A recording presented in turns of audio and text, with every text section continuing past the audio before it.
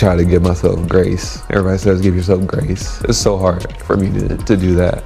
At the end of the day, it's my fault, and I let everybody down.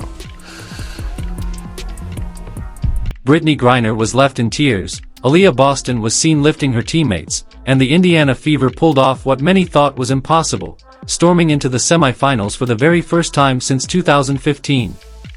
Almost no analyst believed this outcome was in reach. With 6 players sidelined by injuries and Caitlin Clark completely unavailable, Indiana was counted out from the start.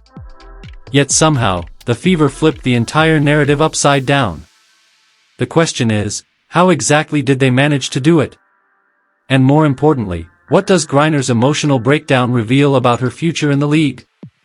Did Aliyah Boston's dominant performance against her signal the beginning of the end for Griner's career? Or was this just one bad series? Could retirement really be creeping closer than anyone expected? Tell us your thoughts down in the comments. Kelsey Mitchell, who had been relatively quiet in recent weeks, made her presence felt in a big way. She delivered a bounce-back performance that energized the Fever, showcasing her playmaking ability in Canada with yet another assist. In the game, Mitchell confidently dribbled behind the three-point line before launching a deep shot. On the ensuing play, Natasha Howard crashed the boards, grabbing a one-handed rebound and putting it back up for points. What makes Indiana's win even more remarkable is the sheer number of players they were missing. 6 injuries. That's how many athletes were out when they walked into Game 3 against Atlanta, and yet, they were the team that punched their ticket to the semifinals. Think about that, Caitlin Clark was ruled out. Sophie Cunningham, Sydney Colson, Chloe Bibby, Ari McDonald, and Damiris Dantas were all sidelined. Practically half of Stephanie White's rotation was sitting on the bench in street clothes, and still, the Fever managed to break a nearly decade-long playoff drought. Heading into the decisive matchup, the team's desperation was obvious. One reporter even asked before Game 2 how that urgency might carry into tonight's game. The response summed it up perfectly: when you're facing a win-or-go-home situation, desperation becomes your fuel. With their backs against the wall, the Fever knew they had to show hunger, intensity, and value every single possession. That was the only way forward, and they embraced it fully. To put this into perspective, the last time Indiana won a playoff series, Tamika Catchings was still the face of the franchise. Stephanie White was guiding the roster toward a finals appearance, and Natasha Howard was just beginning her journey in the league. Since then, Fever fans had grown used to disappointing playoff exits and endless talk of rebuilding. But on Friday, that cycle was broken. Analysts had insisted there was no way Indiana could survive Atlanta without Caitlin Clark scoring or Cunningham's energy. Some even believed the Dream's depth would overwhelm them. Instead, Indiana looked like the team with the deeper bench and the stronger core. One Fever player described it perfectly: "We've been through so much this season, and just giving ourselves another chance in Game 3, it means everything. The emotions are high, but our confidence never wavered. This group has shown heart and character every single night." That sense of unity and resilience carried Indiana into the semifinals. As another voice in the locker room pointed out, the team has faced every kind of scenario this season, and each time, they've found ways to compete. This time would be no different. Someone had to lose, and someone had to win. Inside Gateway Center Arena, the atmosphere was electric. What was supposed to feel like a dream home game quickly shifted into something else entirely. Fever fans traveled in large numbers, and by the second half, their cheers were drowning out the home crowd. For Indiana, it felt like playing in front of their own supporters, and that surge of energy mattered down the stretch. Even the injured stars had a hand in it.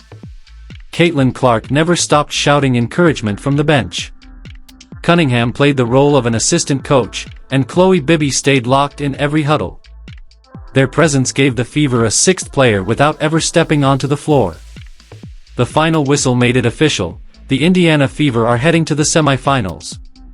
And if you watched closely, you realized just how personal this moment was for the players on the floor.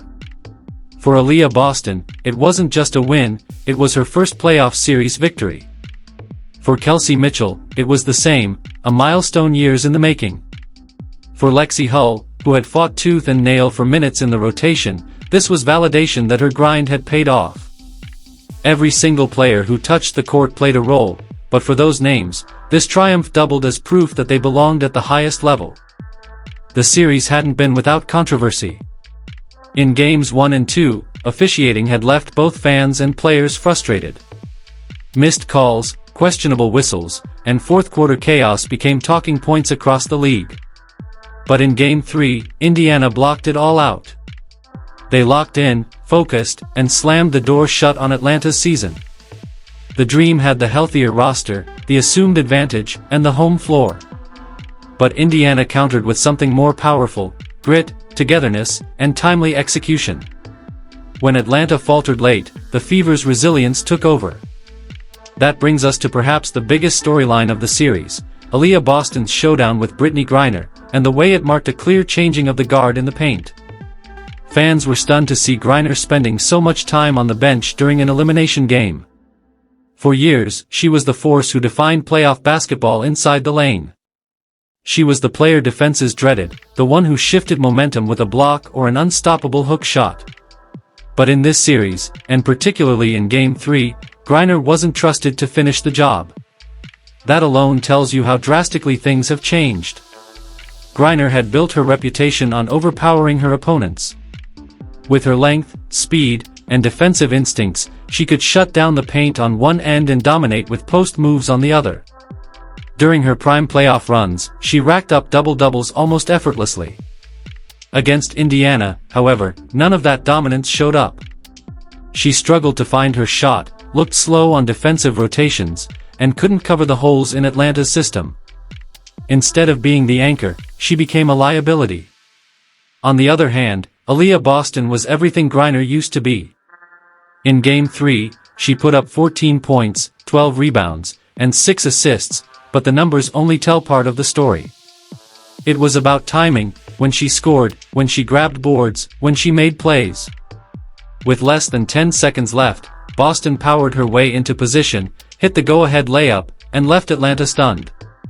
That single play, with 7.4 seconds on the clock, flipped the narrative completely and symbolized the shift from Griner's era to Boston's. Defensively, Boston was just as brilliant. She didn't chase highlight blocks or gamble on risky moves. Instead, she used positioning and discipline to push Griner away from her favorite spots. She angled her body to force uncomfortable shots, stayed patient during post-ups, and refused to give Griner easy looks. The result? Shots that once seemed automatic suddenly clanged off the rim. By the third quarter, frustration was written all over Griner's face. The numbers confirmed it. Where Griner once averaged high-efficiency double-doubles in playoff games, she now fell to career lows, including just 2 points and 2 rebounds in one game. Meanwhile, Boston not only matched her production but surpassed it, even creating opportunities for teammates. After the game, an emotional Griner admitted she was still struggling to come to terms with it all. Fighting back tears, she confessed, "I haven't really processed it yet. I feel like I let down everybody, my team, my family. People tell me to give myself grace, but that's hard for me. At the end of the day, I feel like I failed." It was a raw and vulnerable moment, one that raised even more questions about her future. Which leads us to the big question: is Brittney Griner's reign as a dominant center coming to an end? When a coach benches you in the middle of an elimination game, it signals more than just a rough night, it hints at a loss of trust. While Griner has had an extraordinary career, this series didn't feel like a slump. It felt like the closing of a chapter. Maybe age and wear are catching up. Maybe retirement is looming sooner than anyone thought. Or perhaps she just ran into a young star who already represents the future of her position. Either way, the contrast was striking. Griner quietly sat on the sidelines, while Boston seized the spotlight that once belonged to her. And in that moment, it wasn't just about advancing to the semifinals. It felt like the torch had been passed. The old standard stepped aside, and the new leader of the paint stood tall. Everyone watching knew they had just witnessed a generational shift. Yet as incredible as Boston was, Indiana's success wasn't built on one star alone.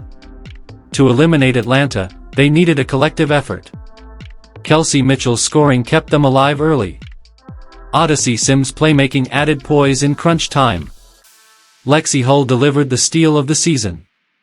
Veterans like Brianna Turner and Natasha Howard provided the defensive backbone. And even players logging just a few minutes made their contributions count. Mitchell in particular deserves credit. From the opening quarter, she attacked Atlanta's defense without hesitation. Bodies crowded the lane, hands swatted at her drives, but she kept finding ways to score. She finished with 24 points, including 19 in the first half. Without her shot-making, Indiana would have been buried early. Instead, she kept them within reach, setting the stage for Boston's heroics later. Odyssey Sims was another game-changer. Signed on a hardship contract, she suddenly became one of the most important players on the court. She scored 16 points, dished out 8 assists, and made the crucial pass to Boston for the go-ahead basket. For someone who had only recently joined the team, that kind of poise was invaluable. She gave Indiana another steady ball handler, someone who could keep the offense composed under pressure. Lexi Hull may not always fill up the box score, but her defensive instincts sealed the win. With just seconds left, she read the inbound perfectly, stole the ball cleanly, and ended Atlanta's hopes. That single play encapsulated Indiana's grit. Meanwhile, Brianna Turner quietly anchored the defense with smart positioning, while Natasha Howard chipped in timely plays to keep momentum steady. Even the smallest contributions mattered. Michaela Timpson only played 4 minutes but grabbed 5 rebounds in that time.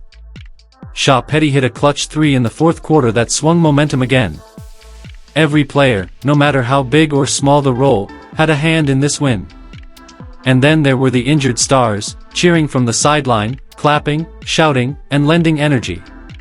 Caitlin Clark even showed up rocking black Air Force Ones, which fans jokingly called the team's lucky charm. That sideline energy made Indiana feel like they had a sixth man pushing them through. This win wasn't about one superstar dragging a team across the finish line, it was about collective resilience. Every player stepped into their role, accepted the challenge, and rose to the occasion. And now, the Fever faced their toughest test yet, the Las Vegas Aces. If knocking out Atlanta with 6 injured players seemed impressive, what happens now as Indiana stares down the two-time champions? The Aces aren't the dream. This is a fully loaded roster with Aya Wilson, Jackie Young, Jewel Lloyd, and Chelsea Gray, all experienced winners who thrive under playoff pressure. Just last week, Wilson dropped 38 points, and Young hit the game winner with 12 seconds left. This is the mountain Indiana now has to climb. Boston's next challenge is colossal. Aya Wilson isn't just a scorer, she's versatile, she defends multiple positions, and she dominates the glass. The battle in the paint will likely decide the series. Meanwhile, Kelsey Mitchell's efficiency becomes even more critical. Against Vegas, wasted possessions turn into instant points on the other end. Sims will also be tested by the Aces' swarming defense, which rotates faster and sharper than anything Atlanta put on the floor. Even Las Vegas head coach Becky Hammon added fuel to the fire, saying bluntly, they haven't seen the real Aces yet. That wasn't just confidence, it was a warning. Indiana's resilience will be tested like never before. This series will either cement their rise as a true contender or expose how far they still have to go. For now, though, Indiana can savor this breakthrough. Boston didn't just win a matchup, she rewrote the story. Where Brittney Griner once owned the paint, Boston has now claimed it. And for the Fever, this playoff run may be the beginning of something much bigger. If they can eliminate Atlanta while missing nearly half their roster, what happens when Caitlin Clark and the others return fully healthy in 2026? Could this be the early stages of a dynasty in the making? So now we turn it over to you. Do you think this is the end of Griner's dominance? Or is this just a chapter in a much longer career? Let us know what you think in the comments below. And don't forget, like, subscribe, and turn on notifications so you never miss the next big story.